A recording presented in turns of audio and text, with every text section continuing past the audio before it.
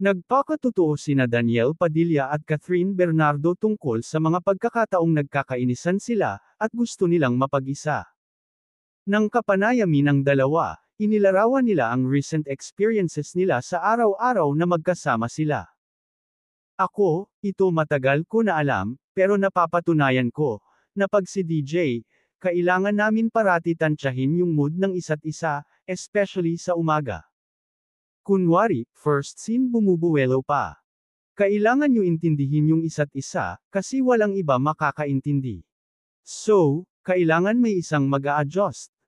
Kung nakikita mong masama yung gising, or ako yung masama yung gising, siya yung magbabalance. Alam mo yung kailangan mo nun. Kasi kung pareho kami masama ang gising, boom. Wala, pag-amin ni Catherine. Ayon kay Daniel Padilla, hindi maiwasang may mood swings siya, dahil sa adjustment sa taping.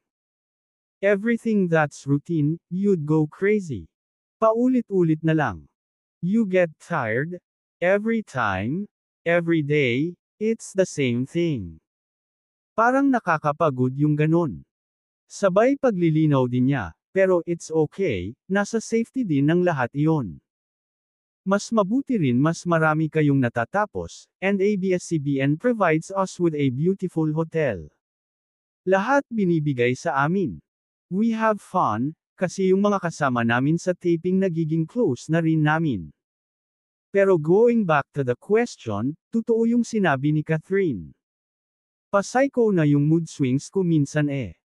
Kasi, syempre now you're happy, then the next scene you're sad, then happy ka ulit, the next scene mag-breakdown ka naman. It gets to you. Kaya minsan kailangan mo rin, usog-usog muna tayong dalawa. Minsan may clash kami. Pareho kami.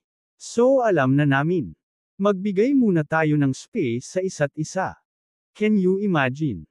Ipinunto pa ng kapamilya actor, na hindi naman talaga kailangan palagi magkausap o magkadikit ang isang couple. Aniya, kaya di ba, umaabot ng ganito yung relasyon namin. It's not fun and games every day, na smile lang kami. Nag-aaway din kami. Patuloy ni Daniel Padilla, pati sa lock-in kasi nakakapagod din. Unlike pag sa bahay lang.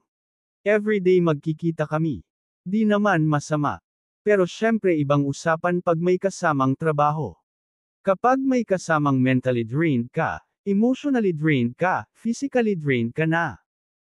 Kahit si Catherine di ko rin siya inaano kapag alam kong bad mood siya. Gets ko rin naman iyon. Kasama lahat iyon. Isang magandang recados ng isang relationship. Hindi pwede yung isang rekado lang, yun na yun, masaya na. Walang lalim yun. Wala kayo matutunan sa isa't isa. Lahad pa ni Catherine, ganoon nila kagamay ni Daniel Padilla ang isa't isa. Sa loob ng 10 taon nilang magkarelasyon at 11 taon bilang love team.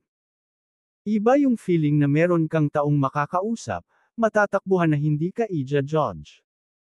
Ilalagay ka ulit sa place na, you were okay. Bukas okay na iyan lahat. Kasi ang dalas ng, hindi naman away, pero yung pagod kasi ibang level, so kailangan alalayan yung isa't isa.